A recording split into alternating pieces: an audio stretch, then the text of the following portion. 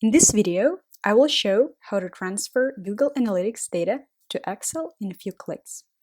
First, install your Supermetrics for Excel add-in. You can choose either a desktop version or an online version. In this video, I'm using my desktop version. Next, open Supermetrics sidebar.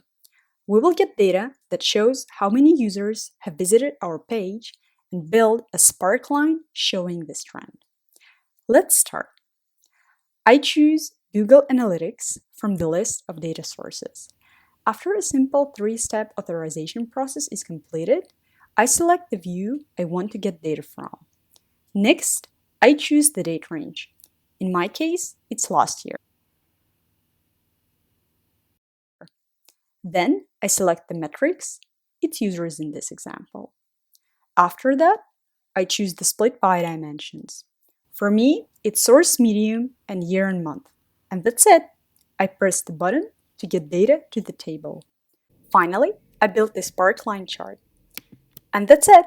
You can pull any data you want by choosing the relevant metrics and dimensions. Happy reporting! Start your free 14-day trial of Supermetrics for Excel now.